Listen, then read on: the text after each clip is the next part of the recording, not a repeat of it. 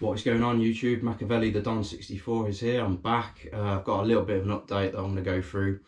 Not really pickups, but how things have changed in the room slightly, and then I want to get into some of the rare games on the N64, certainly for PAL UK collectors, that are tricky to get hold of, especially in good condition. So yeah, we'll start with the update.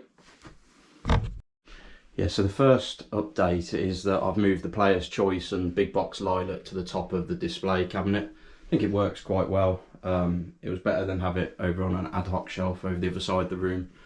As you can see, there's a big gaping hole in the second slot there where Banjo-Kazooie needs to go. I'm still hunting a decent copy of that.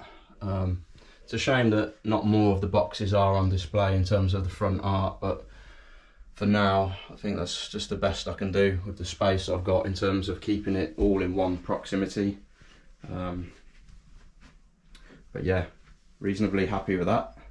The next update is this bad boy. So I don't know if you saw my last video, but I did have a Sony Trinitron 28-inch, but it was one without a matching stand. But this I picked up the other day.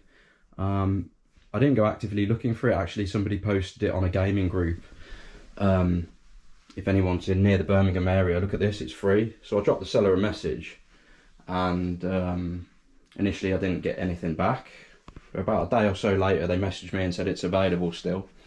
I think I was second in the queue, basically the first person messed them around. And so they checked me out, and they were happy for me to have it. So I went straight up there. It was a great bar, so it was about 20 miles up the road. And yeah, free.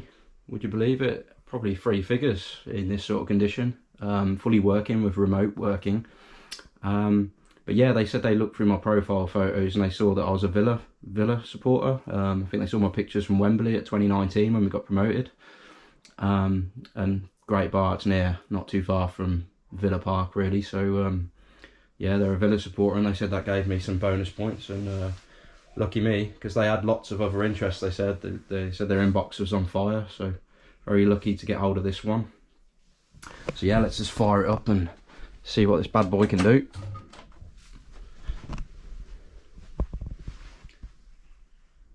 Gotta love a bit of CRT for your retro gaming. It's just how it's supposed to be done. So if you can get any sort of CRT in your game space, if you're into retro gaming, I strongly advise getting one of these. The sound is beautiful, the picture's as best as you're going to get for Nintendo 64. Takes me right back, this does. I'm sure it does you too. Yeah, so that's that really, update wise. Let's get into some of the rarities on the N64, shall we?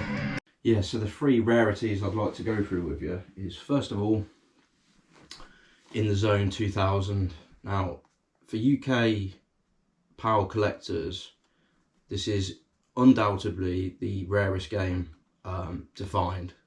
It's just nowhere. Like, if you look on eBay, you won't find a copy.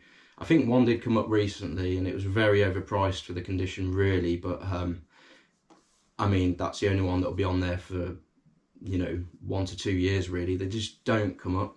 This one's brand new, unplayed, straight out of a shipping box. Very unique piece.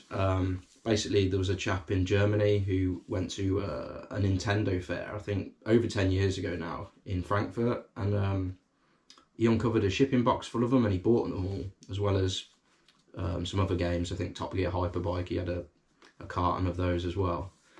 And yeah, he started selling them off one at a time, and actually there was several of us who discovered this guy back in 2018, and we all picked up a copy of him.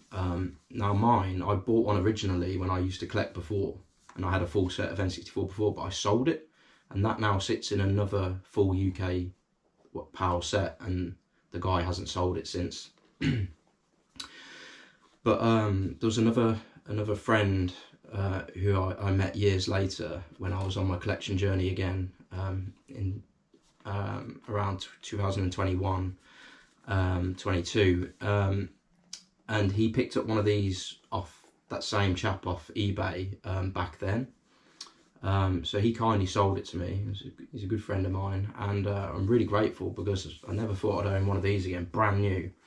And now the difficulty is, for UK collectors, it's English. Like, there's plenty of these floating around that are German, but you know, for a UK PAL collector, you need the UKV. So that's the difficult part. I guess it had a limited print run. You know, basketball back then, and even now to some extent, but certainly back then was fairly niche. Came out late in the N64 life, so it was probably a limited print run. And yeah, really difficult to get hold of. It's really interesting as well, like this, you either see new ones of this, like this, or really beaten up. You never really see in the middle, really. But that's just how rare it is, so really pleased to have that. Next one's Rat Attack. This is like becoming near a 4-figure game in this sort of condition.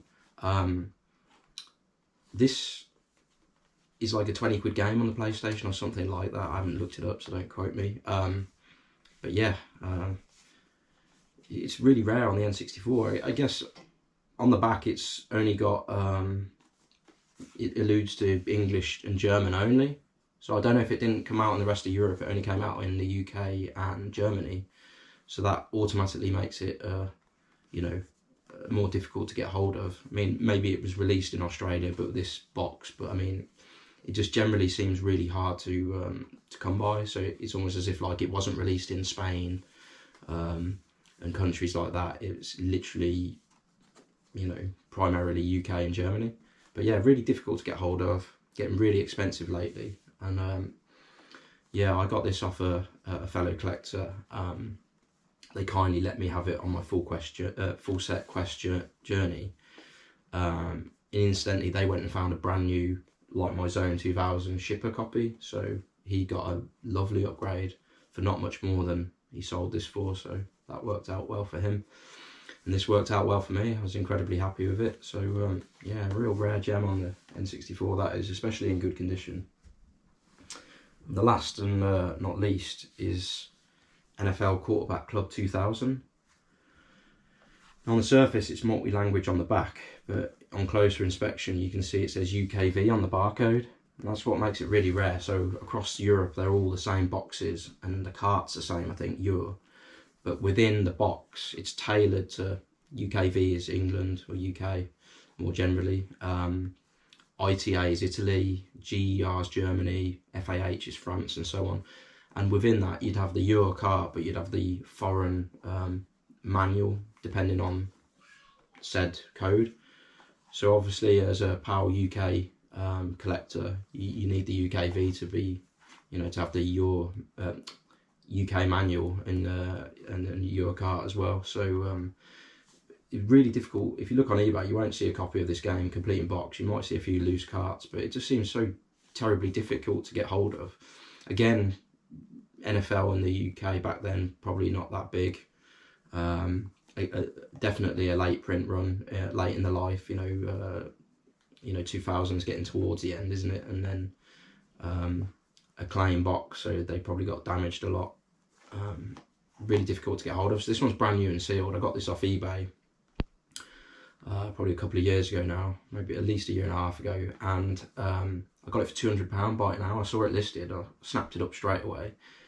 And there's some salty people out there in the community. They tried to backdoor my purchase and offered the seller more, like they offered him £400, double what I paid, to try and get them to cancel the transaction and sell it to them. But fortunately they were an honourable seller, and they let me know what had happened, but also said they were going to honour the sale. So I appreciated that and grateful to get this into my collection.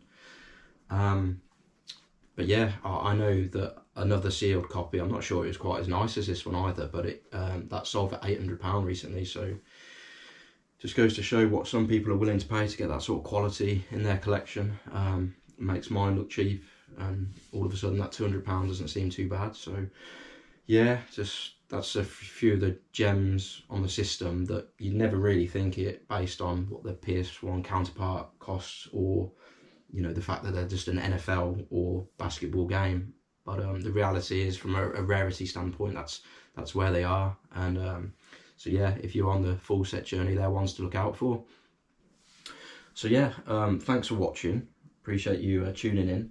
I'm going to hopefully bring some more to the channel, so watch this space. I've got some more content to drop, and let's see what other updates we can bring as well as that. Thanks for watching. Over and out.